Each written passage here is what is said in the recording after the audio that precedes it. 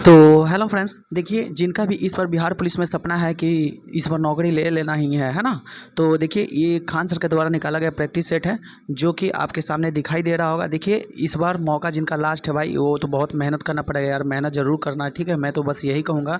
ठीक है, ये देखिए खान ग्लोबल के द्वारा ये जो बिहार पुलिस मतलब परीक्षा का मतलब ये प्रैक्टिस सेट है। और 41 देखिए यहाँ पर जैसा कि आप देख रहे हैं, यहाँ पर आप जैसा देख रहे हैं कि 41 क्या है, एक सेकेंड। देखिए पूरा का पूरा 61 सेट है जिसमें से 41 प्रीवियस ईयर क्वेश्चन आपको मिलेगा और 20 आपको प्रैक्टिस सेट करवाए जाएंगे। ठीक है, तो ठीक है डायरेक्ट आते हैं सवाल पे। देखिए क्या है, देखिए जैसा कि आप देख रहे हैं कि बिहार पुलिस में जो 16/7/2025 को इस बार जो एग्ज़ाम हुआ था जिसमें 19,838 वाला वैकेंसी आया था, उसमें ये सवाल आया था। ठीक है, तो ये सारे के सारे आपके प्रीवियस ईयर क्वेश्चन और प्रैक्टिस सेट भी हैं। तो चलिए देखिए डायरेक्ट आइए पहला सवाल पे आते हैं और देखते हैं पहला सवाल क्या है। ठीक है, देखिए दोस्तों क्या है, हाल में बिहार के 42वें राज्यपाल के तौर पर किसने पद ग्रहण किया था? बताइए पद ग्रहण किसने किया था? तो मोहम्मद आरिफ किए थे। ठीक है, मोहम्मद आरिफ के, तो ऑप्शन नंबर बी इसका करेक्ट हो जाएगा। देखिए बिहार का राज्यपाल का पद किस अनुच्छेद के अंतर्गत आता है? तो 153, याद रखिएगा 153 के अंतर्गत आता है। याद रखिए बिहार का राज्यपाल 153 से लेकर कितना है, 162 तक है। ठीक है ना, 162 तक है, आपको याद रखना है। तो इसका एक ट्रिक भी मैंने बनाया था कि पकानी का योसस मैं उसको बाद में चर्चा कर लूँगा। ठीक है, वैसे याद रखिएगा 52 में राज्यपाल का पद है। ठीक है ना, 53 में राज्यपाल का पद है, 153 में राज्यपाल का पद है, 154 में क्या है, देखिए पकानी कार्य और रीति हो जाएगा। ठीक है ना, तो 153 में राज्यपाल का पद कार्य एवं रीति हो जाएगा। और निर्वाचन या नियुक्ति हो जाएगा आपका 53 के बाद 54 के बाद 55 आता है। तो निर्वाचन या नियुक्ति ये सब इंपॉर्टेंट है, इसलिए मैं आपको बता रहा हूँ। देखिए और बिहार का याद रखिएगा, मैं इसके बारे में बाद में चर्चा कर लूँगा पूरा, क्योंकि यहाँ पे एक्सप्लेन करा नहीं पाएंगे। ठीक है, देखिए वर्तमान में पूछेगा कि राज्यपाल कौन है बिहार का। वर्तमान में पूछेगा दोस्तों बिहार का राज्यपाल कौन है। तो एक सेकंड मैं कलर थोड़ा चेंज, वर्तमान में पूछेगा बिहार का राज्यपाल कौन है।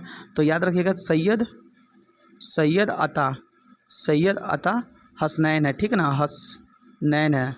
ये सब देखिए राज्यपाल से क्वेश्चन आते हैं यहाँ पे। ठीक है ना, देखिए वर्तमान में बिहार का राज्यपाल कौन है, तो सैयद अता हसनैन है। 15 मार्च 1926 को इन्होंने राज्यपाल के रूप में शपथ लिया था।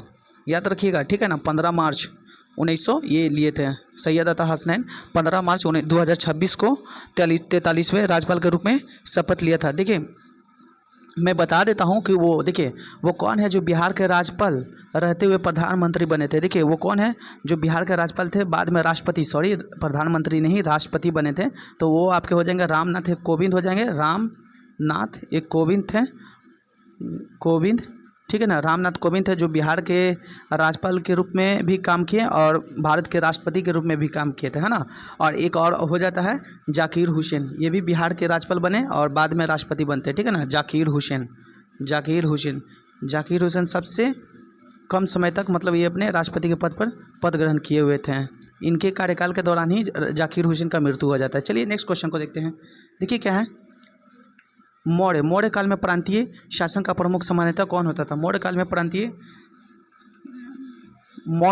प्रांतीय शासन का प्रमुख कौन होता था? तो कुमार या आर्यपुत्र, आप इसको कह सकते हो, कुमार या आर्यपुत्र कह सकते हो। इसका ऑप्शन नंबर बी हो जाएगा करेक्ट। जहाँ पे बताने लायक होगा मैं वहाँ पे आपका चर्चा कर दूंगा। हाँ याद रखिएगा राज्यपाल का कार्यकाल 5 वर्षों तक भी होता है। ठीक है ना, और राज्यपाल की नियुक्ति कौन करता है? तो राष्ट्रपति करता है। ठीक है, बहुत सारा फैक्ट भी आपको बताएंगे। ठीक है, देखिए तीसरा नंबर क्वेश्चन क्या है, कह रहा है यहाँ पे देखते हैं मुगल वंश। देखिए मुगल वंश के संस्थापक बाबर का सबसे बड़ा पुत्र कौन था? तो देखो बाबर का सबसे बड़ा पुत्र कौन था? तो हुमायूं था। एक मैं ट्रिक आपको बताता हूँ, बहुत ही शानदार है।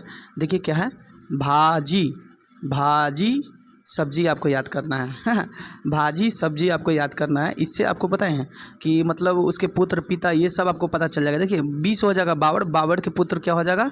हुमायूं के पुत्र कौन हो जाएगा? अकबर के पुत्र कौन हो जाएगा? जहांगीर। ये आपको याद रखना है। ठीक है, मैं इसलिए बता रहा हूँ। ठीक है ना, देखिए बाबर का पुत्र हो जाएगा हुमायूं का पुत्र हो जाएगा अकबर का पुत्र हो जाएगा जहांगीर। आई से जहांगीर हो जाएगा, बी से बाबर हो जाएगा, एच से हुमायूं हो जाएगा, ए से अकबर हो जाएगा, है ना। और देखिए जहांगीर का पुत्र कौन था? शाहजहां, है ना। शाहजहां का पुत्र कौन था? औरंगजेब का पुत्र कौन था? बहादुर शाह द्वितीय। सॉरी बहादुर शाह प्रथम हो जाएगा, फिर उसके बाद बहादुर शाह प्रथम का पुत्र कौन हो जाएगा, जहांदार शाह हो जाएगा। ठीक है, तो ये सारे के सारे आपके क्रम हैं जो पिता पुत्र बाप बेटा बेटा पुत्र ये सब के बारे में पूछते रहता है ना। और याद रखिए वही चंगेज़ खान के डर से हुमायूं भाग गया था, है ना। चंगेज़ खान बहुत खतरनाक था उस समय के स्थिति में। चलिए इसको देखते हैं, चौथा नंबर क्वेश्चन में देखते हैं ये क्या है। 14 जून 1947 को भारत का विभाजन का प्रस्ताव पारित हुआ था, तो उस समय की बैठक की अध्यक्षता कौन कर रहे थे। देखिए बिहार पुलिस में बने रहना। देखिए बिहार पुलिस के इस बार जुर्म, देखिए मैं बता देता हूँ सबसे पहले देखिए चलिए पहले प्रश्न पे आते हैं। देखिए 14 जून 1947 को भारत के विभाजन का प्रस्ताव पारित हुआ, उस समय की बैठक की अध्यक्षता कौन कर रहे थे। तो थोड़ा मैं इसको जूम कर लेता हूँ ताकि आपको क्वेश्चन ऑप्शन भी दिखाई दे। देखिए क्या है, 14 जून 1947 को जब भारत का विभाजन का प्रस्ताव हुआ था, तो उस समय की बैठक की अध्यक्षता कौन कर रहे थे, तो जेबी कृपलानी इसका करेक्ट आंसर हो जाएगा। ठीक है, जेबी कृपलानी, याद रखिएगा वही जेबी कृपलानी, है ना। देखिए बैठक की अध्यक्षता कब करते हैं ये जेबी कृपलानी, 14 जून 1947 को बैठक की अध्यक्षता करते हैं जेबी कृपलानी, है ना, जेबी कृपलानी करते हैं। चलिए इनसे, हाँ इनको याद रखिएगा कि भारतीय राष्ट्रीय कांग्रेस के जब अधिवेशन की अध्यक्षता कर रहे थे, तो ये 1946 में इन्होंने मतलब देश स्वतंत्र भारत से पहले ये अध्यक्षता कर रहे थे। ठीक है ना, इनको भी याद रखिएगा। देखिए अष्टाध्यायी एक सेकेंड, देखिए अष्टाध्यायी नामक पुस्तक के लेखक कौन है। अष्टाध्यायी नामक पुस्तक के लेखक कौन है दोस्तों। अष्टाध्यायी नामक पुस्तक के लेखक कौन है। अष्टाध्यायी नामक पुस्तक के लेखक दोस्तों आपके हो जाएंगे पाणिनि, करेक्ट आंसर हो जाएगा पाणिनि। ठीक है ना, ये सब याद रखना है। ठीक है, ये सब क्वेश्चन सारे के सारे पूछे गए हैं, तो वो ठीक है ना। देखिए भारतीय राज्य में उड़ीसा की स्थापना किस तिथि को की गई थी। उड़ीसा राज्य की स्थापना किस तिथि, तो 1 अप्रैल 1936 को किया गया था, है ना। देखिए बिहार सहित उड़ीसा प्रांत का गठन कब हुआ था। बिहार सहित उड़ीसा प्रांत का गठन कब हुआ था, तो ये भी याद रखिएगा। तो याद रखिएगा 22 मार्च 1912 को। ठीक है, 1912 को ये गठन किया गया था, बिहार सहित उड़ीसा प्रांत का गठन, बिहार सहित उड़ीसा प्रांत का गठन। ठीक है, उड़ीसा प्रांत का गठन किया गया था 22 मार्च 1912 को, है ना। और बाद में ये अलग हो जाता है उड़ीसा 1 अप्रैल 1936 को। 1 अप्रैल को याद रखिएगा क्या मनाया जाता है। 1 अप्रैल को क्या मनाया जाता है दोस्तों। 1 अप्रैल को याद रखिएगा उत्कल दिवस मनाया जाता है। उत्कल दिवस मनाया जाता है, उत्कल दिवस मनाया जाता है। और भी याद रखिएगा 1 अप्रैल को मूर्ख दिवस मनाया जाता है, मूर्ख दिवस मनाया जाता है, मूर्ख दिवस मनाया जाता है ना। और देखिए झारखंड तो अलग होता ही है 15 नवंबर 2000 को, ये सब याद रखना पड़ेगा, है ना। झारखंड कितना ले जाता है भूभाग बिहार से, तो 46% भूभाग झारखंड ले लेता है, बिहार से छीन लेता है। ठीक है पानीपत का तीसरा युद्ध किसके बीच लड़ा गया था दोस्तों। पानीपत का तीसरा युद्ध किसके बीच लड़ा गया था बताइए। पानीपत का तीसरा युद्ध किसके बीच लड़ा गया था दोस्तों। तो एक सेकंड थोड़ा ऊपर कर लेते हैं। देखिए पानीपत का तीसरा युद्ध आपके अहमद शाह अब्दाली और मराठा के बीच लड़ा गया था, जिसमें मराठा का विजय होता है। क्या मराठा जीत जाता है, इसमें मराठा जीत जाता है। और पानीपत का तीसरा युद्ध कब होता है मैं आपको बता देता हूँ, ठीक है ना।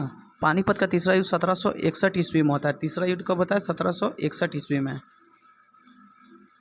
ठीक है 1761 ईस्वी में होता है पानीपत का तीसरा युद्ध, याद रखना है। ठीक, चलिए सेकंड क्वेश्चन को देखते हैं। देखिए मीराबाई का गुरु उपदेशक किसे माना था। मीराबाई ने अपना गुरु का उपदेशक किसे माना था, तो रविदास को माना था। मीराबाई, है ना। मीराबाई से भी क्वेश्चन पूछे जाते हैं, बार बार पूछे गए हैं।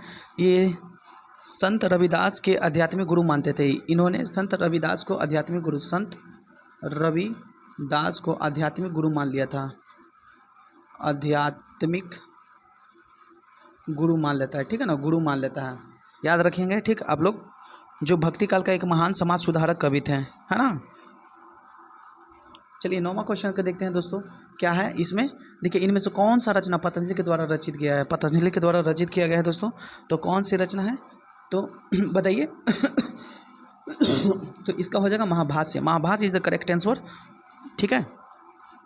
पतंजलि ने लिखा था, महर्षि, ठीक है ना।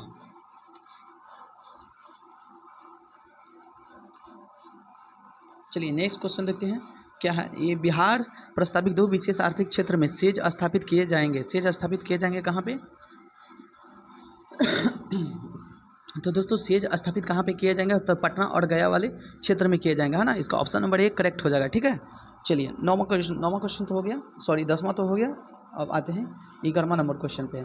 देखिए यहाँ पे क्या है दोस्तों लिखा हुआ, एक प्रकाश वर्ष बराबर, बताइए एक प्रकाश वर्ष बराबर क्या होता है, ये इंटू है, यहाँ पे आपको दिखाई नहीं दे रहा होगा, लेकिन याद रखिएगा ये पॉइंट है, ठीक है, ये पॉइंट है जो कि 9.46 इंटू 10 के पावर 15 होता है ना, 9.46 इंटू 10 के पावर 15 मीटर होता है, याद रखिएगा। और इसमें से अगर किलोमीटर में बताना होगा तो देखिए एक प्रकाश वर्ष बराबर कितना होता है, 9.46 इंटू 10 के पावर 15 मीटर। अगर किलोमीटर में पूछे तो बस यही रहेगा, 9.46 इंटू 10 के पावर 12 किलोमीटर हो जाएगा, ठीक है ना। ये 3 जीरो हट जाता है, इसमें से 3 जीरो जब हटेगा तो किलोमीटर में चेंज हो जाएगा, ठीक है, ये दोनों होता है। तो ऑप्शन में कोई भी दे सकता है। चलिए नेक्स्ट क्वेश्चन को देखते हैं।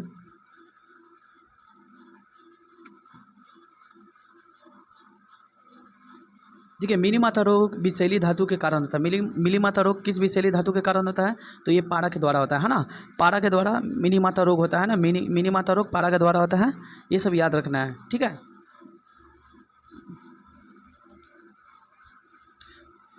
देखिए क्या है, हरा सवाल सामान्यतः सवाल किस वर्ग को कहा जाता है, हरा सवाल क्लोरोफाइसी को कहा जाता है और रेडोफाइसी को लाल सवाल कहा जाता है। क्या, लाल सवाल इसको कहा जाता है, रेडोफाइसी को लाल सवाल कहा जाता है है ना। तो इन सबको भी याद रखना है। यहाँ से क्वेश्चन बनते हैं अब दोस्त कि हरा सवाल किसको किस सवाल वर्ग में रखा गया है, या लाल सवाल किस वर्ग में रखा है, तो लाल सवाल रेडोफाइसी वाले वर्ग में रखा गया है, हरा सवाल क्लोरोफाइसी वाले में रखा गया है।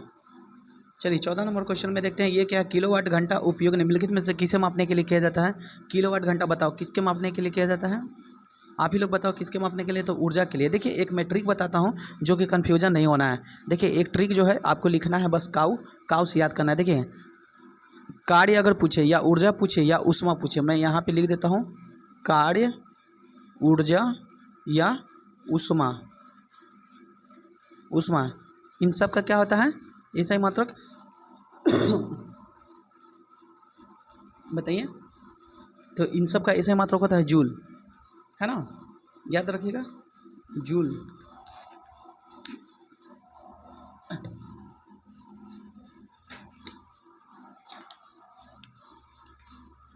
एक सेकंड ज़रा रुकिएगा।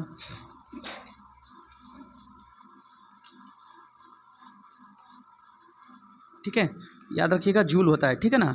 कार्य पूछे, ऊष्मा पूछे या ऊर्जा पूछे, इन सब का ऐसा ही मात्रक क्या होगा, तो जूल होगा, जूल याद रखना है, जूल, ठीक है ना। इसका ऐसा ही मात्रक होता है, कार्य का ऐसा ही मात्रक होगा, ऊर्जा का ऐसा ही मात्रक होगा, ऊष्मा का ऐसा ही मात्रक होगा, इन सब का ऐसा ही मात्रक हो जाएगा दोस्तों, जूल, जूल, जूल, ठीक है।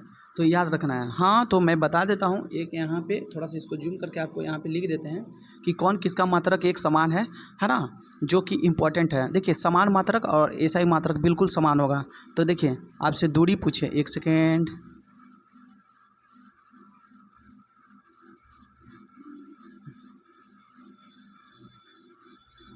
देखिए दूरी पूछे आपसे, दूरी पूछे, विस्थापन पूछे, दूरी विस्थापन, ठीक है, दूरी विस्थापन हो गया, चौड़ाई हो गया, लंबाई हो गया, चौड़ाई हो गया, लंबाई हो गया, ऊंचाई हो गया, कुछ भी पूछे, ठीक है, दूरी विस्थापन लंबाई चौड़ाई ऊंचाई, या त्रिज्या भी आपसे पूछ ले, लो यहाँ पे त्रिज्या भी लिख देते, त्रिज्या भी आपसे पूछ ले कि इन सब का ऐसा ही मात्रक क्या होगा। एक आयाम भी लिख लो, आयाम, आयाम, एक तरंग दैर्घ्य भी लिख लो, है ना, तरंग दैर्घ्य, ठीक है, तरंग दैर्घ्य भी लिख लो। देखो क्या है, इन सब का अगर आपसे ऐसा ही मात्रक पूछे, इन सब का ऐसा ही मात्रक बिल्कुल एक ही होता है, समान होता है और सबका एक ही होता है, ठीक है ना। तो याद रखना इस सब का ऐसा ही मात्रक क्या हो जाएगा दोस्तों, मीटर। लो एक के बार में सब कंप्लीट, आपसे पूछ लिया जाएगा कि दूरी का ऐसा ही मात्रक क्या होता है, मीटर, विस्थापन का ऐसा ही मात्रक क्या होता है, मीटर, चौड़ाई का ऐसा ही मात्रक क्या होता है, मीटर, है ना, लंबाई का ऐसा ही मात्रक क्या होता है, मीटर, ऊंचाई का ऐसा ही मात्रक क्या होता है, मीटर, त्रिज्या का ऐसा ही मात्रक क्या होता है। एक सेकेंड यार, क्या हो गया यार,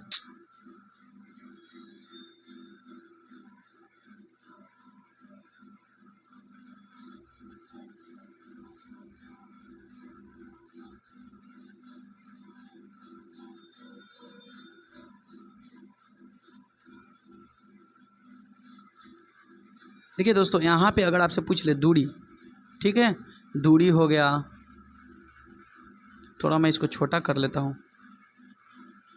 ठीक है, आपसे दूरी पूछ ले, दूरी पूछ ले, विस्थापन पूछ ले, लंबाई पूछ ले, चौड़ाई पूछ ले, लंबाई चौड़ाई ऊंचाई, ऊंचाई पूछ ले, लंबाई चौड़ाई ऊंचाई, त्रिज्या अगर पूछ ले, त्रिज्या पूछ ले, या फिर आपसे आयाम तरंग दैर्घ्य कुछ भी पूछ ले, आयाम तरंग, छोड़ो यहाँ पे लिख देते हैं, ठीक है, आयाम तरंग दैर्घ्य कुछ भी पूछ ले, ठीक है। तो इन सब का याद रखिएगा, इन सब का ऐसा ही मात्रक क्या होगा, बिल्कुल एक ही होगा, ज़्यादा कुछ नहीं। इन सब का ऐसा ही मात्रक क्या होता है, तो इन एक सेकेंड, इन सब का ऐसा ही मात्रक दोस्तों आपका होगा मीटर। लो एक बार में सब कंप्लीट। तो आपसे पूछ ले कि दूरी का ऐसा ही मात्रक क्या होता है, मीटर। विस्थापन का ऐसा ही मात्रक क्या होता है, मीटर। लंबाई का ऐसा ही मात्रक क्या होता है, मीटर। चौड़ाई का ऐसा ही मात्रक क्या होता है, मीटर। त्रिज्या का ऐसा ही मात्रक क्या होता है, मीटर। आयाम का ऐसा ही मात्रक क्या होता है, मीटर। तरंगदैर्घ्य का ऐसा ही मात्रक क्या होता है, मीटर। ये VVI है, इसको हल्के में मत रहना, एग्जाम में पूछे जाते हैं, ठीक है, मैं इसलिए बताया, ठीक है। चलिए नेक्स्ट क्वेश्चन को देखते हैं।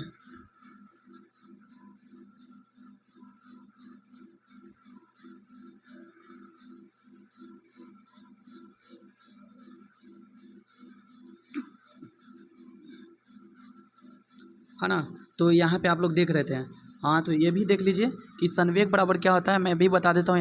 यहाँ पे इसका ऑप्शन नंबर इसका डी करेक्ट हो जाएगा, ठीक है। किलोवाट घंटा का उपयोग निम्नलिखित में किसके मापने के लिए किया जाता है, तो ऊर्जा के लिए मापने में, ऊर्जा का मापने में किया जाता है, ठीक है ना। याद रखिएगा संवेग बराबर संवेग का ऐसा ही मात्रक क्या होता है दोस्तों, संवेग का ऐसा ही मात्रक क्या होगा, तो याद रखिए संवेग का ऐसा ही मात्रक किलोग्राम मीटर प्रति सेकंड। सॉरी एक सेकंड, मैं इसको थोड़ा दिखाई नहीं दे रहा है, इसका क्या हो जाएगा, थोड़ा इसको पतला कर लेते हैं। संवेग का ऐसा ही मात्रक क्या हो जाएगा दोस्तों, तो याद रखिएगा किलोग्राम मीटर प्रति सेकंड हो जाएगा, याद रखिएगा, ठीक है ना। और शक्ति का क्या होगा बताइए।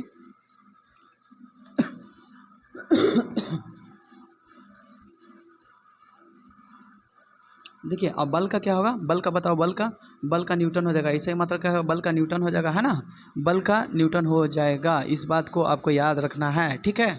तो इन सब के बारे में मैंने अभी अभी आपको चर्चा किया था, ठीक है। देखिए क्या क्वेश्चन कहता है कि पौधे में कोशिका का विभाजन, यानी कि कोशिका का विभाजन वाला हार्मोन कौन सा है, तो जाहिर सी बात है साइटोकाइनिन कोशिका का विभाजन करता है ना, साइटोकाइनिन जो होता है कोशिका का विभाजन करता है। Option number D, sorry C इसका करेक्ट हो जाएगा। एब्सिसिक अम्ल क्या है, पौधे को रोकता है, वृद्धि को मतलब रोकता है। एब्सिसिक एसिड क्या है, वृद्धि रोधक हार्मोन है, हाँ ना, वृद्धि रोधक हार्मोन, वृद्धि रोधक हार्मोन, याद रखना है, वृद्धि रोधक हार्मोन है ना। Abscisic acid. एथिलीन क्या है, फल को पकाने वाला, प्राकृतिक रूप से फल पकाने वाला,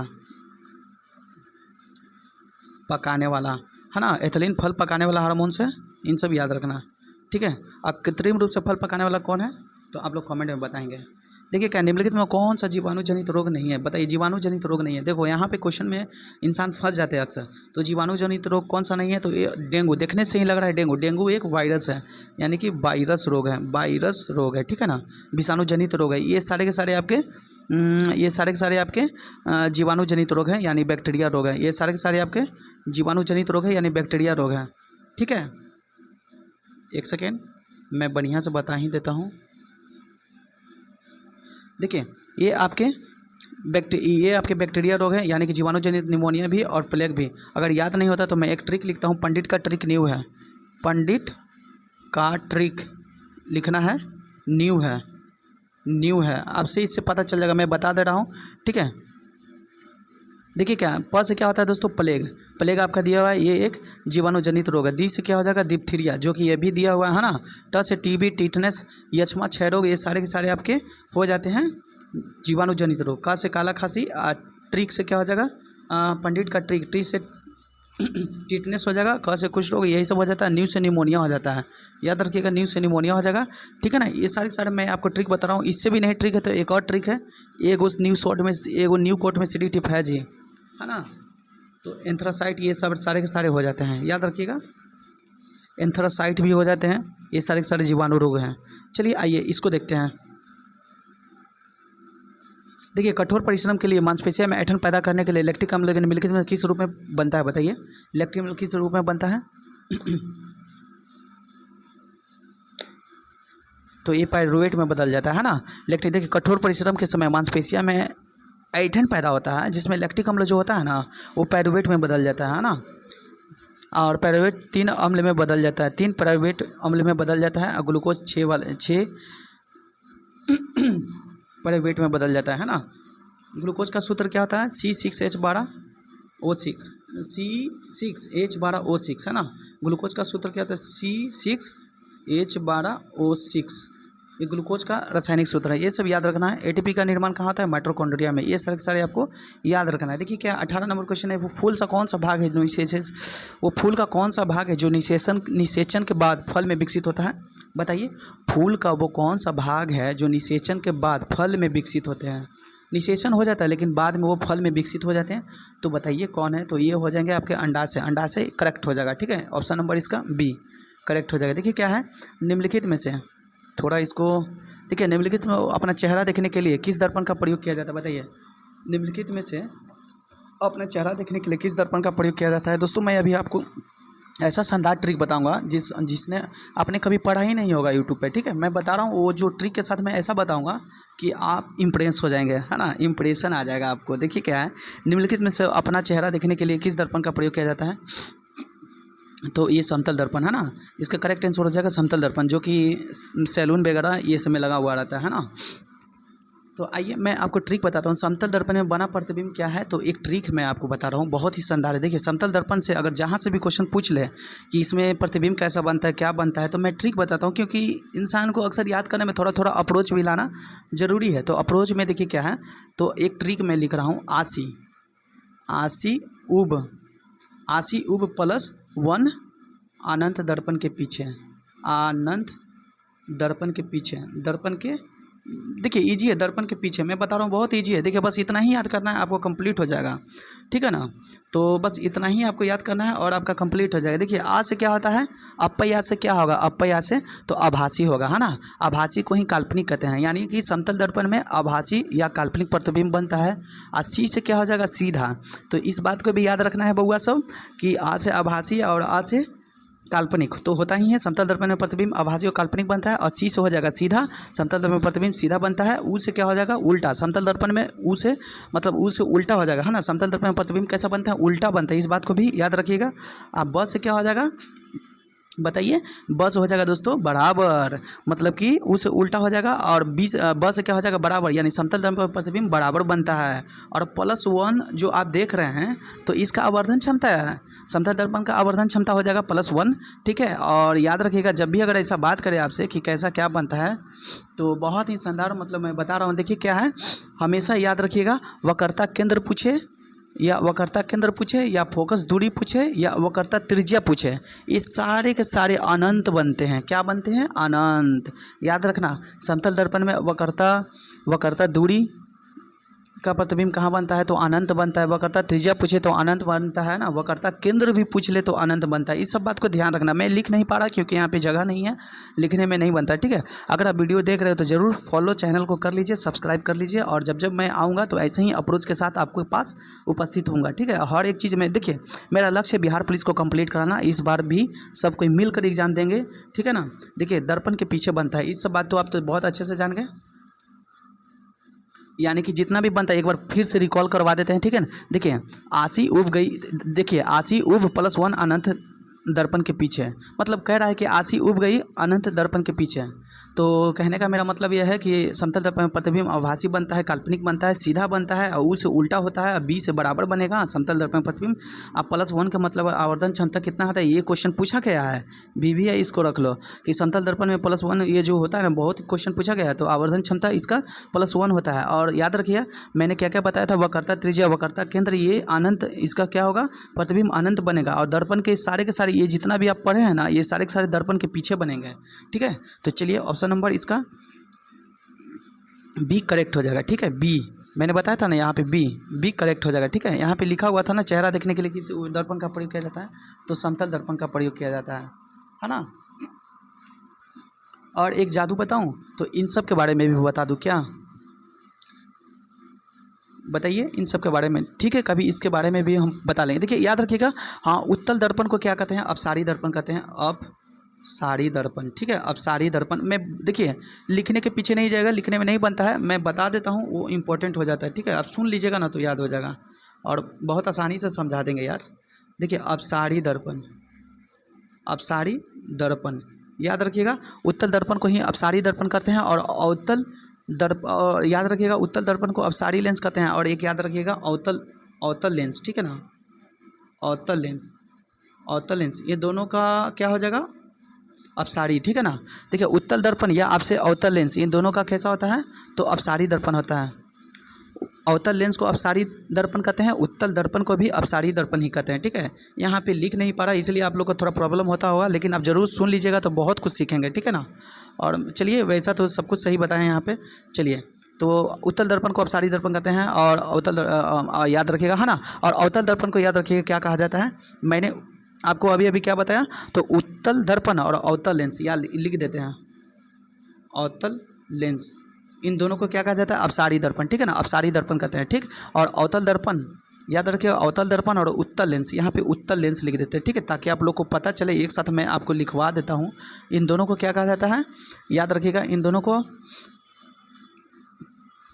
को अभिसारी लेंस कहते हैं ना, अभिसारी लेंस। वो अपसारी था जो किरण को फैलाने वाला, अभिसारी जो केंद्रित करता है ना, अभिसारी लेंस।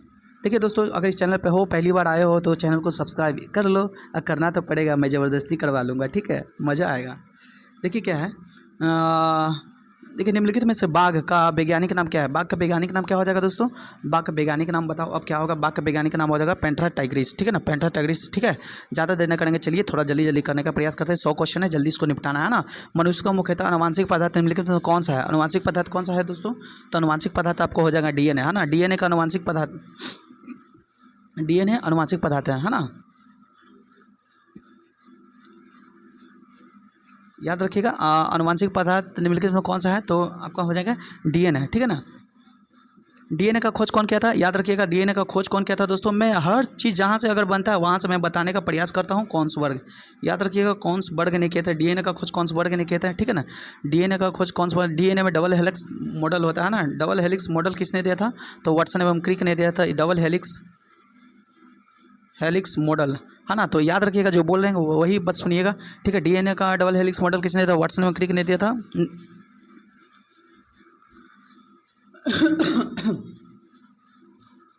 ठीक है, याद रखिएगा, ठीक है।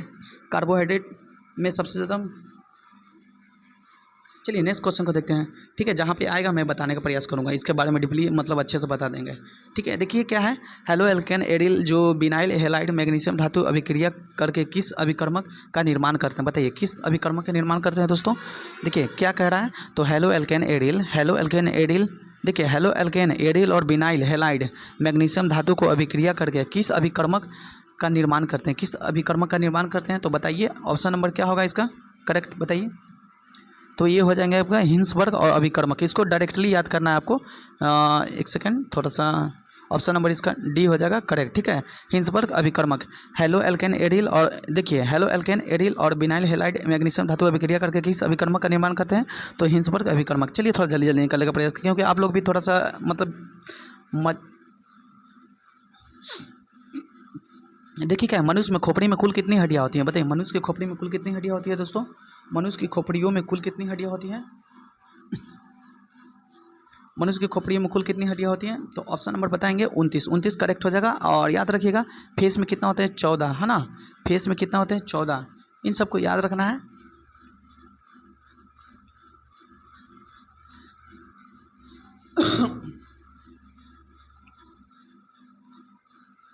चलिए नेक्स्ट क्वेश्चन को देखते हैं, इसको देखने का प्रयास करते हैं। देखिए क्या है, निम्नलिखित में कौन सा अंग, एक सेकेंड,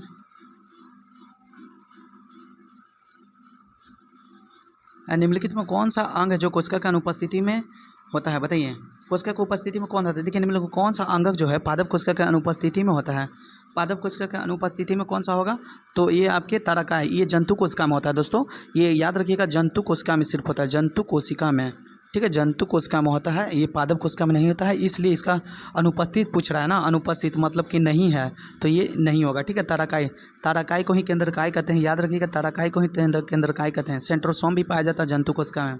देखिए कोशिका भित्ति का सेलुलोज किसका बना होता है, देखिए कोशिका भित्ति का सेलुलोज का बना होता है, किसका बना होता है, सेलुलोज का। कोशिका भित्ति किसका बना होता है, सेलुलोज का। पादप में कोशिका भित्ति किसका बना होता है, सेलुलोज का, याद रखना है, ठीक है।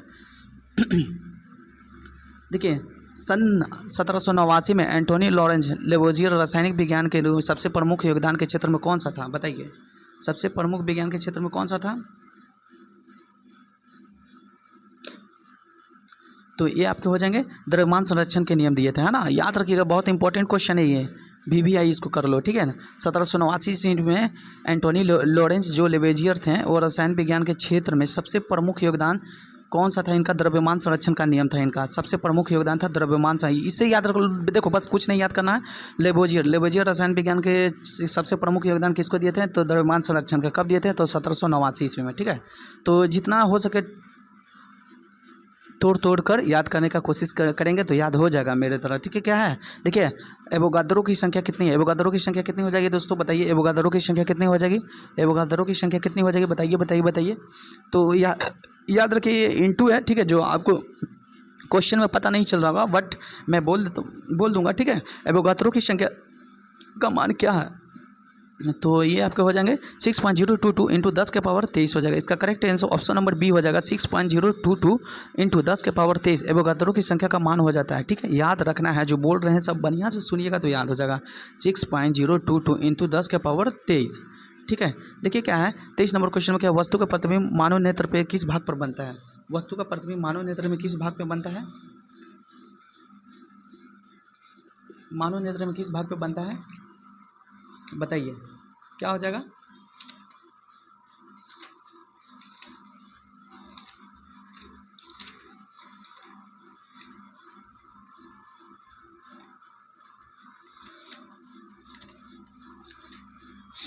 बताइए ना क्या होगा, देखिए क्या है, किसी वस्तु का प्रतिबिंब मानव नेत्र में किस भाग पे बनता है, तो जाहिर सी बात है दृष्टि मतलब पटल पे बनता है ना, किस पे बनता है बताइए, दृष्टि पटल पे बनता है। ऑप्शन नंबर बी इसका करेक्ट आंसर हो जाएगा, ठीक है। आइए देखिए क्या है, निम्नलिखित में से सल्फ्यूरिक अम्ल रासायनिक निम्नलिखित में से सल्फ्यूरिक अम्ल को रासायनिक सूत्र कौन सा है, बताइए सल्फ्यूरिक अम्ल का रासायनिक सूत्र कौन सा हो जाएगा, तो CH2SO4, है ना, CH2SO4 इसका C2SO4 होना चाहिए। सल्फ्यूरिक अम्ल का रासायनिक सूत्र क्या होगा, ये हो जाएगा, है ना। ऑप्शन नंबर बी इसका CH, देखिए क्या है H2SO4 होगा, ठीक है, करेक्ट हो जाएगा। वो मेरे मुंह से निकल रहा था कुछ और लेकिन बोल रहे थे यही। देखिए निम्नलिखित में से सल्फ्यूरिक अम्ल का रासायनिक सूत्र क्या हो जाएगा, H2SO4, ठीक है। ये अम्लों का राजा है, ठीक है, इसको याद रखिएगा। देखिए हुक वर्म से होने वाले रोग कौन कहलाता है, हुक वर्म से, ये देखो क्वेश्चन आता है, यहाँ से क्वेश्चन आते हैं, हुक वर्म से होने वाले रोग को क्या कहा जाता है, हुक वर्म से होने वाले रोग को क्या कहा जाता है दोस्तों, क्या कहा जाता है, तो एंसाइलोस्टोमियासिस कहा जाता है, इसको याद रखिएगा, ठीक है ना। ऑप्शन नंबर इसका डी करेक्ट हो जाएगा। चलिए गति का एसआई मात्रा क्या होता है दोस्तों, गति का एसआई मात्रा क्या होगा, गति का एसआई मात्रा क्या होगा, गति का एसआई मात्रा क्या होगा, मैं बार बार रिपीट करूंगा, हर बार याद करूंगा, मतलब रिपीट करूंगा, ठीक है। क्या होगा, गति का एसआई मात्रा मीटर प्रति सेकंड हो जाएगा, ठीक है ना, याद रखना शॉर्ट में मीटर प्रति सेकंड, गति का एसआई मात्रा मीटर प्रति सेकंड हो जाएगा, जैसा कि मैंने इसके बारे में इससे पहले कुछ बताया था। देखिए निम्नलिखित में कौन सा पेशियाँ जो हैं वो गर्भाशय के, देखिए निम्नलिखित में कौन सा पेशियाँ गर्भाशय की आँख परितारिका और श्वास नली में पाई जाती है, श्वसनी में पाई जाती है, तो ऑप्शन नंबर इसका चिकनी पेशिया हो जाएगा, ऑप्शन नंबर सी करेक्ट हो जाएगा, चिकनी पेशिया, ठीक है ना। गर्भाशय आँख की परितारिका और श्वासनी में पाया जाता है चिकनी पेशिया, ठीक है। देखिए निम्नलिखित में कौन सा व्यक्ति रक्त जो AB के, देखिए मैं जल्दी इसलिए कर रहा हूँ, थोड़ा जल्दी करने का ही प्रयास करेंगे, ठीक है। यदि किसी व्यक्ति का रक्त समूह AB है तो वो किस रक्त के समूह वाले व्यक्ति को रक्त दे सकता है, जिसका AB रहेगा रक्त वो किस समूह वाले व्यक्ति को रक्त देगा, बताइए किस समूह वाले व्यक्ति को रक्त देगा जिसका AB रहेगा। तो ये हो जाएंगे AB समूह वाले व्यक्ति को ही AB देगा, सिर्फ AB समूह वाले को ही AB देगा। और यदि किसी व्यक्ति का रक्त समूह AB है तो वो किस रक्त समूह वाले को रक्त देगा, सिर्फ AB वाले व्यक्ति को रक्त समूह देगा, AB वाली सिर्फ AB को देता है, ठीक है ना। और O में जो होता है ना O नेगेटिव, वो भी O नेगेटिव जो रहेगा ना ये सबको देगा, याद रखिएगा। ये AB जो होता है सर्वगाही होता है और ये सर्वदाता होता है, O जो होता है सर्वदाता। यहाँ से क्वेश्चन बनते हैं कि O समूह वाले सर्वदाता हैं और AB सर्वगाही, मतलब सबसे लेने वाले, सर्वगाही है ना, वो सर्वदाता जो सबको देते हैं। चलिए दाब के बारे में पूछा, सॉरी दाब बोल रहे हैं, दाद मनुष्यों में से एक त्वचा संक्रामक है, वो कौन सा कवक जिम्मेदार होते हैं। देखो यहाँ से क्वेश्चन बनते हैं, दांत जो मनुष्यों में से एक आम त्वचा संक्रामक है, जो कौन सा कवक के जिम्मेदार है? जो दांत होता है, तो बताइए। तो ऑप्शन नंबर ये ट्राइकोफाइटेन हो जाएगा, दांत, यानी कि दांत जो मनुष्यों के आम त्वचा संक्रामक के लिए। देखिए कवक से होने वाले रोग कौन कौन है, इसका ट्रिक क्या है? ए दाद खाग, है ना, ए दाद ए खाग, ए दाद ए खाग, ठीक है। तो एथलीट फुट जो होता है जिसमें पैर बड़ा फूल जाता है, जो कि, है ना, एथलीट फुट हो जाता है। और दाद होगा दम्मा हो जाएगा, दाद होगा दम्मा हो जाएगा। और याद रखिएगा खाज हो जाएगा, खुजली हो जाएगा, उसी को कहते हैं ग से गंजापन कहते हैं, ठीक है ना। एक कवक से होने वाले रोग हैं, ये ट्रिक था। ये दाद एक खाग, एथलीट फुट हो जाएगा और दाद हो जाएगा और दाग हो जाएगा, खुजली हो जाएगा, गंजापन हो जाएगा। ये सारे के सारे आपके कवक से होने वाले रोग हैं, जो कि आपसे यहाँ से पूछा गया था। दाद मनुष्यों में से कौन सा आम संक्रामक त्वचा के कारण होता है? तो ये ट्राइकोफाइटन इसका करेक्ट आंसर हो जाएगा। चलिए ऑप्शन नंबर हो गया 33 खत्म हो गया। देखिए क्या है यहाँ से क्वेश्चन, यहाँ से भी क्वेश्चन बनते हैं। ये जो सूत्र वगैरह वाला है संगमरमर, ये तो सारे के सारे तो प्रीवियस ईयर क्वेश्चन है, तो आप तो देखते ही हैं, देखे ही होंगे। देखिए संगमरमर का रासायनिक सूत्र क्या है? संगमरमर का रासायनिक सूत्र क्या हो जाएगा? बताइए संगमरमर का रासायनिक सूत्र क्या हो जाएगा? तो संगमरमर का रासायनिक सूत्र कैल्शियम कार्बोनेट हो जाएगा। याद रखिएगा कैल्शियम कार्बोनेट, हिंदी में इसको ऐसे ही, ठीक है। ये पता नहीं चल रहा होगा इसलिए मैं यहाँ पे लिख दिया calcium carbonate. Option number D इसका करेक्ट हो जाएगा, कैल्शियम कार्बोनेट। संगमरमर का रासायनिक सूत्र कैल्शियम कार्बोनेट, CaCO3, ठीक है। निम्नलिखित में कौन सा ऊर्जा आयामी सूत्र में कौन सा है? बताइए ऊर्जा का आयामी सूत्र कौन सा हो जाएगा? ऊर्जा का आयामी सूत्र कौन सा हो जाएगा, बताइए।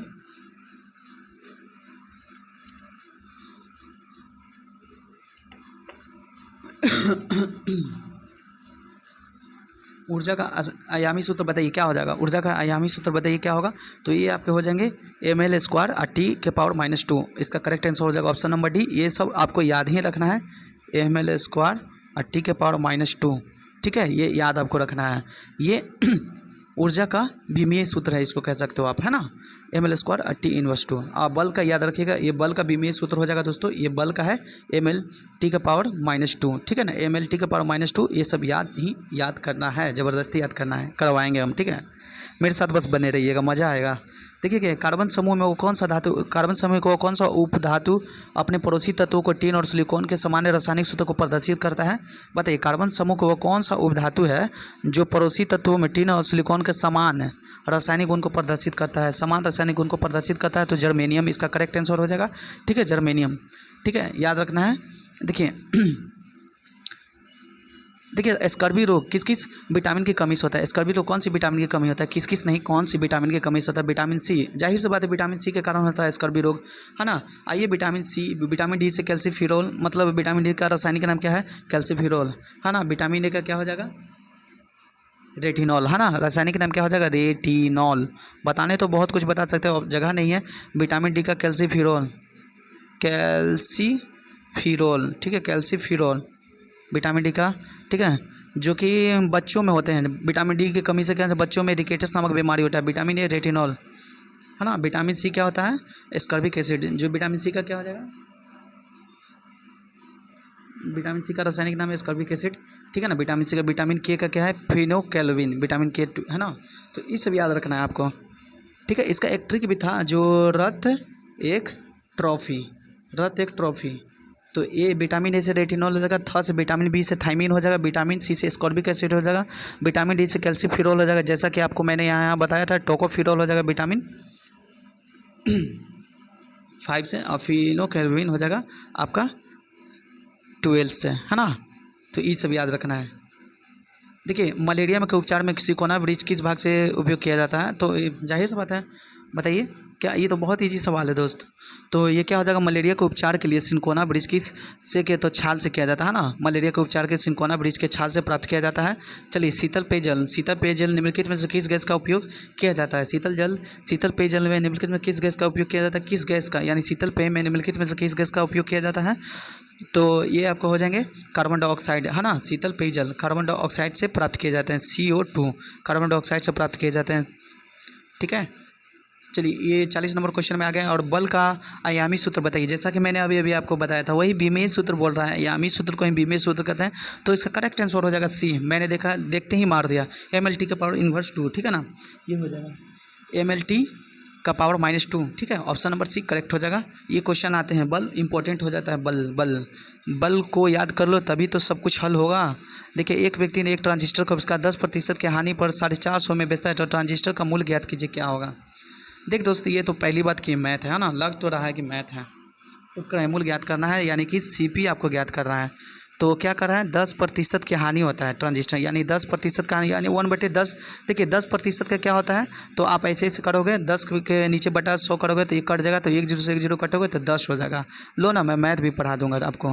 देखिए 10 1/10 हो जाएगा इसका, ठीक है। कितना प्रतिशत का हानि कितना हो रहा है, तो जो आपका CP आपका इतना है, तो हानि लॉस कितना हो रहा है आपका 1 रुपये, तो यानी कि 9 रुपया मतलब लॉस हो रहा है आपको। तो कितना रुपये में आप मतलब इसको बेचा, तो 450 रुपया में आपने इसको बेचा। तो 1 यूनिट का मान कितना हो गया दोस्तों, तो 9 × 5 = 45, यानी कि 50 हो गया, है ना। तो 50 हो गया। आपसे CP पूछ रहा है दोस्त, CP यानी कि क्रय मूल्य बताइए। तो CP तो यही है 10 हो जाएगा। तो 10 में जब 50 को आप 10 में गुना करोगे तो 500 हो जाएगा। करेक्ट आंसर इसका option number A, correct option number इसका A is the right answer, ठीक है। चलिए देखिए, यदि कोई मतलब इतना दिया हुआ है, ठीक है, आपको इतना दिया हुआ है, तो इसका क्या हो जाएगा, तो ये सूत्र पर बनता है, ठीक है। इसको आप लोग इसको बना लेंगे, ठीक है। ऑप्शन नंबर इसका बी करेक्ट हो जाएगा, ठीक है। वैसे तो इसका सूत्र एक होता है कि x³ - 3x होता है या प्लस, तो क्या होता है, तो क्या हो जाएगा, ऐसे ऐसे ही होता है। तो x के पावर 4 कितना हो जाएगा, यहाँ x के जगह पर हम 4 लिखें, 4 के पावर कितना हो जाएगा 16, 16 चौको 64 हो जाएगा, 64।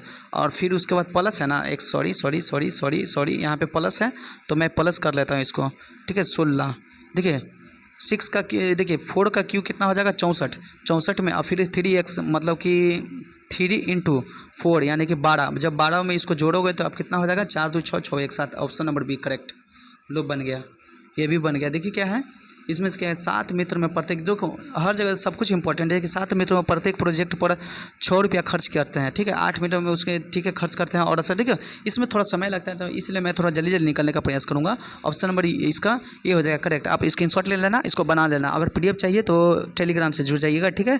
और चैनल को प्लीज़ लाइक सब्सक्राइब और फॉलो जरूर कीजिए, शेयर प्लीज़ करो, अभी सपोर्ट करो, ठीक है। देखो मैं ये नहीं करा कि मुझे लाइव व्यूज़ ये सबसे मतलब है। देखो इस बार मैं भी आपके साथ ही, मेरा भी एग्जाम है, बहुत सबको एग्जाम है, ठीक है। सबको मिल कर देखते हैं, और इस चैनल पर जिस जिसका सिलेक्शन होगा आकर यहाँ पे हम लोग बात करेंगे, ठीक है। बने रहना है और सब कुछ देखता रहना है, ठीक है।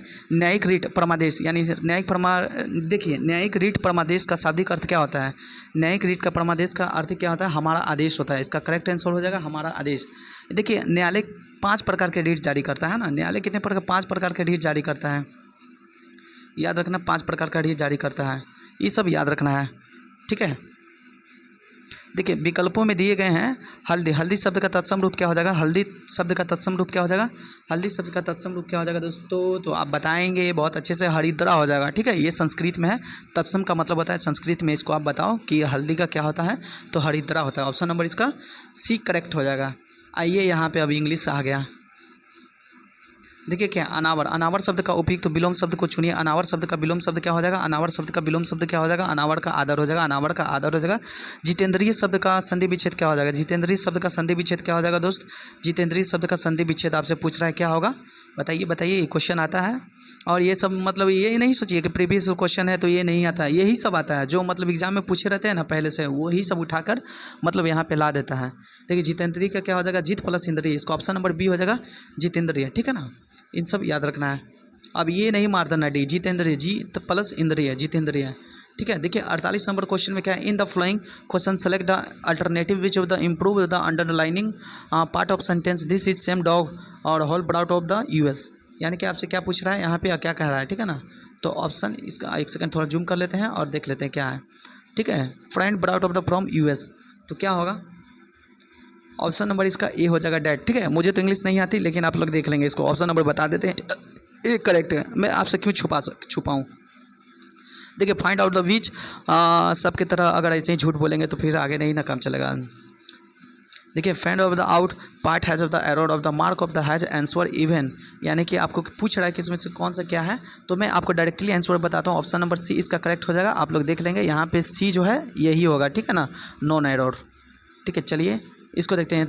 Transform of the following sentence into simple sentence ending with the book is the given me, क्या होगा? Transform of the following sentence into simple sentence ending with the book of the given me, मतलब आपको बताना है, ठीक है ना, sentence को सिंपल सेंटेंस में आपको बताना है।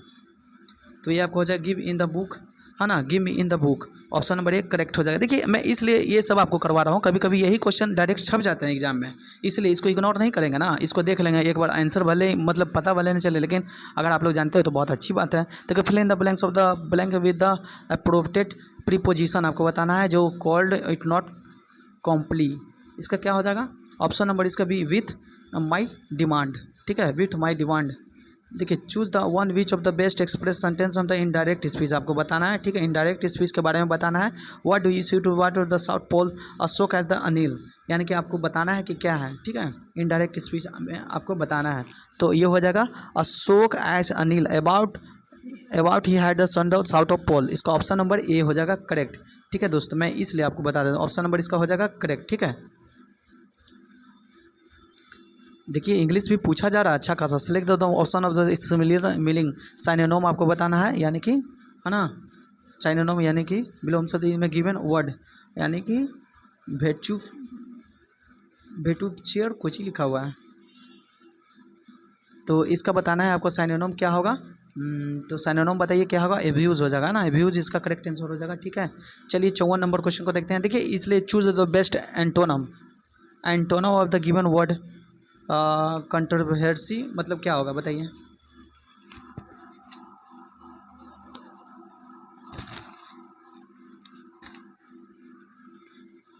एंटोनम आपको बताना है क्या होगा, क्या होगा, क्या होगा, क्या होगा। 54 नंबर, तो ये आपको हो जाएंगे एग्रीमेंट। ठीक है ना, एग्रीमेंट। अब आइए यहाँ से मैं आपको बताऊंगा, आपको बोलने की ज़रूरत नहीं है। यहाँ से हम लोग देखिए सबका एक्चुअली जानते हो रिजल्ट तो देता है मैथ और इंग्लिश ही देता है ना, क्योंकि जहाँ तक सब बना लेता है। देखिए देखिए भारतीय संविधान सभा का स्थापना किस वर्ष किया गया था? भारतीय संविधान सभा का स्थापना किस वर्ष किया गया था तो बताएंगे आप लोग। तो ऑप्शन नंबर बी इसका करेक्ट हो जाएगा। भारतीय संविधान की स्थापना ना 26 नवंबर 1946 को किया गया था। ठीक है, याद रखिएगा। ऑप्शन नंबर इसका भी करेक्ट हो जाएगा। ठीक, कहाँ गया यार?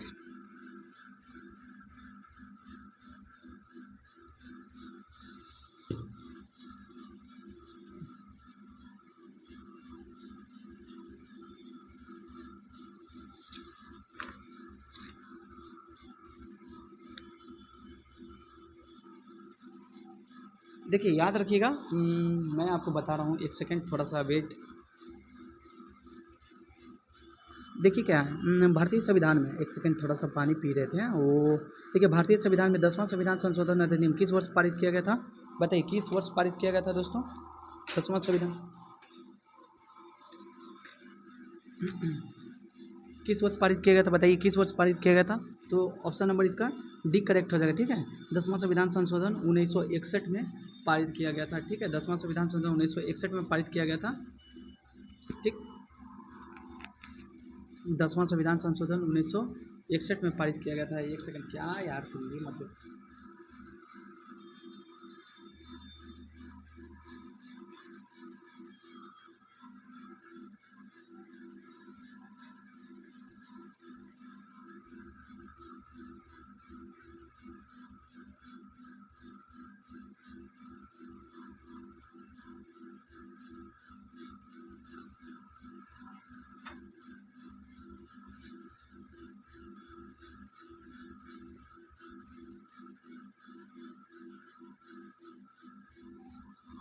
ठीक है, तो इसको याद रखिएगा। देखिए क्या है, भारतीय संविधान में 10वां संशोधन अधिनियम किस वर्ष पारित किया गया था? तो 1961 में पारित किया गया था, है ना, 1961 में पारित किया गया था। इसका ऑप्शन नंबर डी करेक्ट हो जाएगा, याद रखिएगा। ठीक है, देखिए 7वां संविधान संशोधन याद रखिएगा। 7वां संविधान संशोधन 1956 के अंतर्गत क्या क्या हुआ था मैं उसके बारे में बता देता हूँ। ठीक है, इसे भाग देखिए 7वां संविधान संशोधन 1956 में भाग 7 के समाप्त कर दिया गया था, है ना, इसमें भाग 7 को समाप्त कर दिया गया था, भाग 7 को समाप्त कर दिया गया था, है ना। और अनुच्छेद 238 को रद्द किया गया था। याद रखिएगा 238 को रद्द किया गया था। याद रखिए, देखिए 7वां संविधान, देखिए भाग 7 को समाप्त कर दिया था, अनुच्छेद 238 को रद्द किया गया था। ठीक है ना। भाषाई आधार पर यह राज्यों का पुनः गठन किया गया था। याद रखिएगा, भाषाई, मैं बोल देता हूँ बस याद रखिए, भाषाई आधार पर 1956 में राज्यों का पुनः गठन किया गया था। 2 या 2 से अधिक राज्यों को एक ही व्यक्ति राज्यपाल के रूप में नियुक्त किया जा सकता है। ये भी 7वां संविधान संशोधन 1956 के अंतर्गत ही किया गया था। ठीक है ना। इस सब बात को याद रखना है। और उच्च न्यायालय का अधिकार केंद्र शासित प्रदेशों पर भी है, ये भी याद रखिएगा, 7वां संविधान संशोधन 1956 के अंतर्गत कहा गया था। इन सब बात को याद आपको रखना है ज़बरदस्ती पूरा। ठीक, नहीं याद करोगे तो मारेंगे ना। देखिए क्या है, एक्चुअली महात्मा गांधी दक्षिण अफ्रीका भारत में किस वर्ष वापस है? मक्खन क्वेश्चन, इसको देखते ही सब मार देगा। हम नहीं, इस पे हम कोई चर्चा नहीं करने वाले। ठीक है, ये क्वेश्चन जो है ना सबको मार। देखिए पहले बात, बंगाल विभाजन तो आप जानते हैं 1905 में था, इसके विरुद्ध में 1905 में स्वदेशी आंदोलन को लाया जाता है ना, ये सब याद रखना है। चलिए इसको देखते हैं। देखिए, किस पंचवर्षीय योजना का मुख्य उद्देश्य था आत्मनिर्भरता एवं स्व उत्पादक अर्थव्यवस्था बनाए रखना? बताइए। सौ व्यवस्था को बनाए रखना। बताइए जल्दी। तो ये किस पंचवर्षीय योजना का मुख्य उद्देश्य था भारत में एक आत्मनिर्भरता एवं स्व उत्पादक अर्थव्यवस्था को बनाए रखना था? तो ये आपका तीसरी पंचवर्षीय योजना के अंतर्गत आपको कहा गया था। ठीक है ना। तो ऑप्शन नंबर इसका सी करेक्ट। ठीक है, याद रखिएगा, प्रथम पंचवर्षीय योजना कृषि से संबंधित है ना, कृषि हेराल्ड डोबर मॉडल पे आधारित था। और दूसरा पंचवर्षीय ना पीसी महालनोबिस है ना, जिसमें उद्योग के बारे में चर्चा किया था। ठीक, चलिए यही सब था। ठीक, देखिए हाल में भुवनेश्वर में आयोजित प्रवासी दिवस आयोजित कौन सा संस्करण करेगा? बताइए। देखिए हाल में भुवनेश्वर में आयोजित प्रवासी दिवस आयोजन कौन सा संस्करण किया?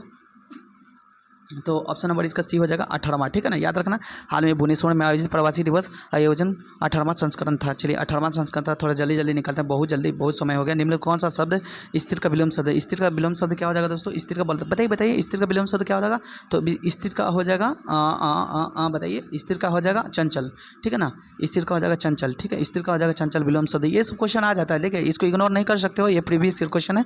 देखिए वर्ष 2021 में मोमोला विद्रोह कहाँ पे हुआ था? तो केरल में हुआ था ना, केरल में मलाबार तट पर हुआ था। ठीक है ना, याद रखना है। चलिए उड़ीसा की स्थापना कब होता है? तो अभी मैंने बताया 1 अप्रैल 1936 को, याद रखिएगा, है ना। हरियाणा पंजाब की स्थापना कब होता है?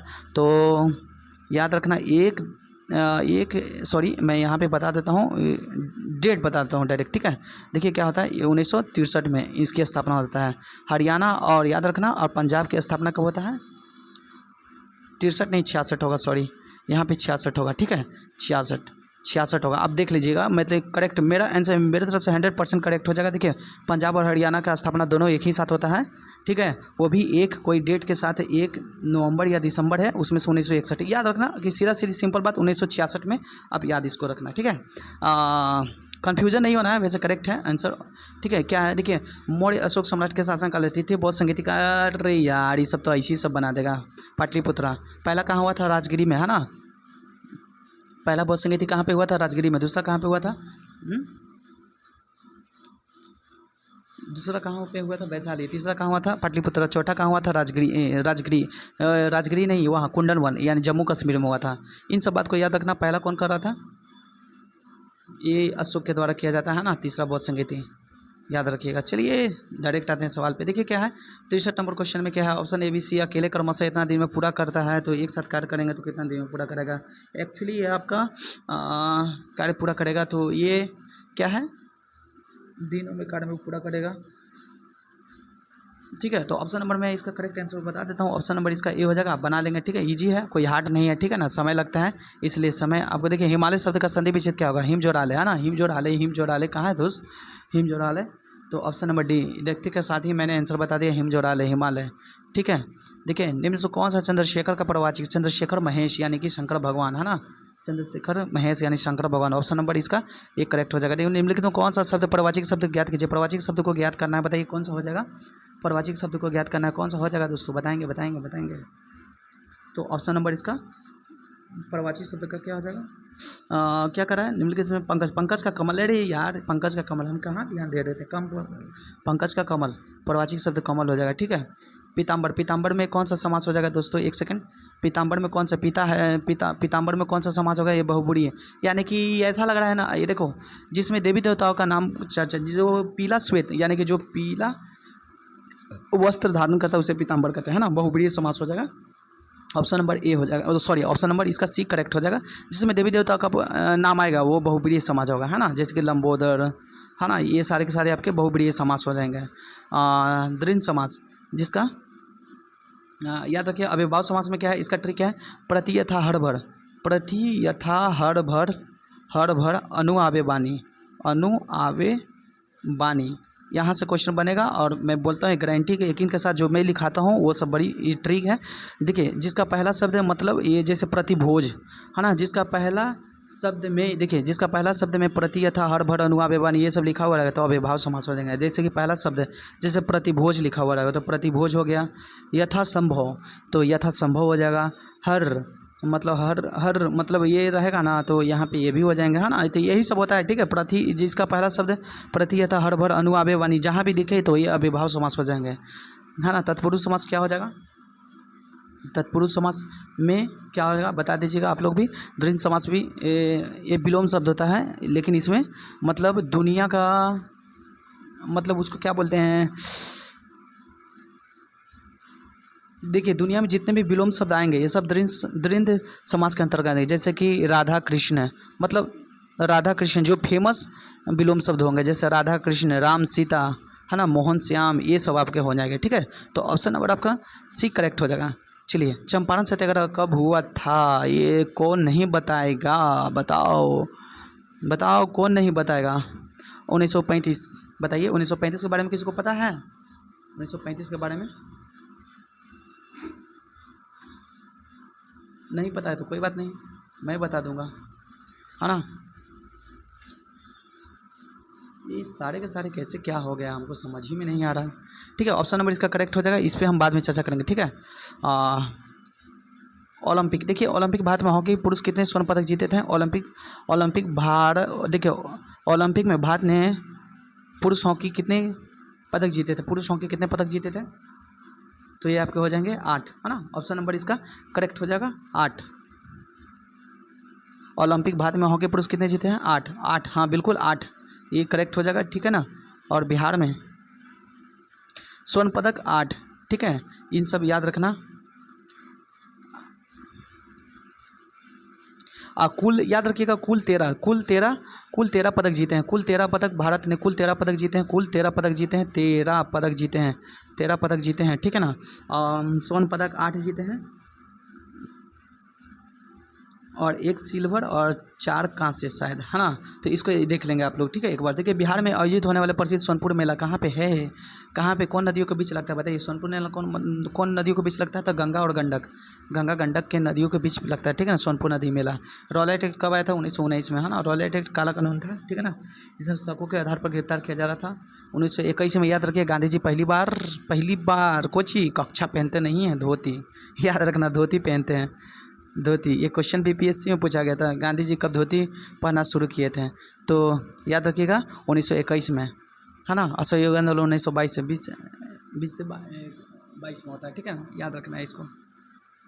चलिए, कांग्रेस ने किस सत्र मौलिक अधिकारों को प्रस्ताव अपनाया था, कांग्रेस ने किस सत्र में मौलिक अधिकारों को प्रस्ताव को अपनाया था कांग्रेस ने, तो ये आपके कराची सत्र 1931 में कांग्रेस ने किस मौलिक अधिकारों को प्रस्ताव को अपनाया था, याद रखिएगा। देखिए कांग्रेस, देखिए कांग्रेस ने किस सत्र में मौलिक अधिकारों को प्रस्ताव रखा, हाँ बिल्कुल, कराची अधिवेशन में सरदार वल्लभ भाई पटेल करते हैं, है ना, सरदार वल्लभ भाई पटेल या लाला लाजपत राय करते हैं। लाहौर अधिवेशन ये पंडित जवाहरलाल नेहरू करते हैं, ना, इसमें पूर्ण स्वराज की मांग करते हैं ना, पूर्ण स्वराज की मांग करते हैं, ये तो जानते ही होंगे। एक सेकंड, पूर्ण स्वराज का मांग करते हैं। कराची अधिवेशन के अध्यक्षता लाला लाजपत राय करते हैं, ना, इसमें ना गांधी जी को, हाँ लाला लाजपत राय करते हैं, ठीक है। कराची अधिवेशन की अध्यक्षता कौन करते हैं, कांग्रेस से कराची अधिवेशन की अध्यक्षता 1931 में लाला लाजपत राय करते हैं, लाला राजपत राय करते हैं, ठीक है ना। इसमें गांधी जी को काला झंडा यही दिखाते हैं, ठीक है, लाला लाजपत राय, याद आ गया। लाहौर अधिवेशन में पंडित जवाहरलाल नेहरू करते हैं, लाहौर अधिवेशन 1929 में पंडित जवाहरलाल नेहरू करते हैं और पूर्ण स्वराज की घोषणा करते हैं, है ना। पूर्ण स्वराज की घोषणा करते हैं, ये सब याद रखना है। चलिए जयप्रकाश नारायण, कभी कभी छोटा छोटा वर्ड भी जो होता है ना मतलब कन्फ्यूजन ला देता है, लेकिन डायरेक्ट याद आता है तो भड़ास निकाल देते हैं पूरा। देखिए जयप्रकाश नारायण किस वर्ष ने हजारीबाग जेल से भागकर भारत छोड़ो आंदोलन किया था? भारत छोड़ो आंदोलन किया था, तो ऑप्शन नंबर इसका एक करेक्ट हो जाएगा, 1942 में, है ना। हजारीबाग जेल से भाग जाते हैं 1942 में, स्वराज जयप्रकाश नारायण भाग जाते हैं और भारत छोड़ो आंदोलन प्रस्ताव पारित कर देते हैं, ठीक है ना, याद रखिएगा। देखिए क्या है, राजधानी कोलकाता से दिल्ली किस वर्ष स्थानांतरित किया गया था? कोलकाता से दिल्ली किस वर्ष स्थानांतरित किया गया था दोस्तों, बताएंगे तो 1911 में। हाँ बिल्कुल 1911 में स्थानांतरित किया गया था, लेकिन पूर्ण रूप से दर्जा 1912 में इसे मिल गया था, ठीक है ना, स्थानांतरित किया गया था। देखिए 1911 में ये कौन कर रहे थे उस समय, वायसराय कौन थे? तो लॉर्ड हार्डिंग द्वितीय थे, जिस पर बम फेंकने का प्रयास किए थे। कौन? याद कीजिए, हाथी पे सवार बैठे हुए थे और बम फेंकते हैं तो बच जाते हैं और उनको फांसी की सज़ा हो जाती है। वो कौन व्यक्ति थे आप कमेंट में बताएंगे, ठीक है। 1905 के बंगाल विभाजन तो आपके बारे में जानते हैं। 1931 के बारे में तो मैंने बता ही दिया। कराची अधिवेशन के अध्यक्षता सरदार वल्लभ भाई, फिर बोल रहे हैं लाला लाजपत राय करते हैं ना, कन्फ्यूजन यहाँ पे आ रहा है ठीक है, इसको देख लेते हैं, ठीक है। ठीक है 1947 के बारे में तो आप जानते ही हैं, ठीक है। चलिए क्या है, देखिए प्रसिद्ध टेनिस खिलाड़ी नोवाक जोकोविच का संबंध किस देश से है? नोवाक जोकोविच के संबंध किस देश से है? प्रसिद्ध खिलाड़ी टेनिस, बताइए नोवाक जोकोविच किस देश से हैं? तो ये आपके हो जाएंगे, आपके सर्बिया से हैं। नोवाक जोकोविच सर्बिया से हैं। चलिए जी नेक्स्ट क्वेश्चन का देखते हैं। भाई प्लीज़ वीडियो को लाइक ज़रूर कर देना और सब्सक्राइब कर लेना, और हम लोग मिलकर प्रैक्टिस सेट पूरा का पूरा लगाएंगे, चाहे बिहार दरोगा का हो या फिर कुछ का भी हो, ठीक है ना। जब दरोगा का तैयारी करेंगे तो बिहार पुलिस भी तैयारी हो जाएगा हम लोग का। देखिए भारतीय संविधान में वो कौन सा अनुच्छेद नियंत्रण महालेखा परीक्षक के रिपोर्ट में संबंधित है? बताइए के रिपोर्ट के संबंधित है। देखिए भारतीय संविधान को कौन सा अनुच्छेद महालेखा परीक्षक यानी क्या का रिपोर्ट संबंधित है? तो ऑप्शन नंबर इसका एक करेक्ट हो जाएगा दोस्त, है ना, आपका हो जाएगा 151, ठीक है, याद रखना है 151 हो जाएगा। कैग यानी नियंत्रण एवं महालेखक परीक्षक की नियुक्ति आर्टिकल 151 के अंतर्गत हैं। चलिए इसको देखते हैं क्या है। 1956 से 1961 से चली द्वितीय पंचवर्षीय योजना का मुख्य उद्देश्य किस क्षेत्र पर ध्यान केंद्रित करना था? तो किस पे ध्यान केंद्रित करना था दोस्तों, बताएंगे किस पे ध्यान केंद्रित करना था? तो ये आपके भारी उद्योग है ना। द्वितीय, मैंने इससे पहले भी आपको बताया था भारी उद्योग। पहला में क्या है? कृषि। प्रथम पंचवर्षीय योजना में क्या है? कृषि से संबंधित है, जो कि हरा डोमर मॉडल पर आधारित है। दूसरा पीसी महालनोबिस पर आधारित है ना। किस मॉडल पर आधारित है? तो पीसी महालनोबिस पे आधारित है, ठीक है। तो इसको देख लेंगे, ठीक है। तीसरा वाला में सामाजिक सेवाएं। देखिए फ्रंटियर गांधी के नाम से किन्हें जाता है? बताइए। खान अब्दुल गफ्फार खान को जाना जाता है फ्रंटियर गांधी के। लाल कुर्ती की भी स्थापना इन्होंने किया था फ्रंटियर गांधी के नाम से, खान अब्दुल गफ्फार। बादशाह खान की उपाधि भी इन्हें मिला है ना, याद रखिएगा। और पहला भारत रत्न भी इन्हें मिला है ना 1987 ईस्वी में, याद रखिएगा। 1987 ईस्वी में इन्हें भारत रत्न से सम्मानित किया गया व्यक्ति हैं पहला, ठीक है। प्रथम विदेशी भारत रत्न जिन्हें मिला 1987 ईस्वी में, एक खान अब्दुल गफ्फार खान, फ्रंटियर गांधी के नाम से भी जाना जाता है, और लाल कुर्ती की स्थापना इन्होंने किया था। इन सब बात को ध्यान रखते हुए चलना है, क्या बोलते हो पब्लिक। देखिए रविन्द्रनाथ टैगोर को शांति का पुरस्कार कब मिलता है? देखिए रविन्द्रनाथ टैगोर को पहली बार एशिया में नोबेल शांति पुरस्कार 1913 में मिलता है गीतांजलि के लिए। और गीतांजलि को अनुवाद अंग्रेजी में अनुवाद कौन किया था? तो डब्ल्यू विट्स ने किया था, याद रखिएगा, डब्ल्यू विट्स ने किया था, ठीक है। चलिए इसको देखते हैं। भारत में फ्रांस के बीच होने वाले संयुक्त अभ्यास को क्या कहते हैं? भारत और फ्रांस के बीच संयुक्त अभ्यास को, नौसैनिक अभ्यास को क्या कहा जाता है? तो ये आपके वरुण, ऑप्शन नंबर इसका सी करेक्ट हो जाएगा, वरुण। याद रखिए ज़्यादा कुछ नहीं, भारत फ्रांस के बीच नौसैनिक अभ्यास को वरुण कहा जाता है। चलिए गदर पार्टी की स्थापना भारतीय क्रांतिकारी निम्नलिखित में किसने किया था? गदर पार्टी का लाला हरदयाल से ही पता चल रहा है, ऑप्शन में होगा ही, 100% होना चाहिए। मतलब क्या रहा है यहाँ पे, आया दूसरा बात हो रहा है।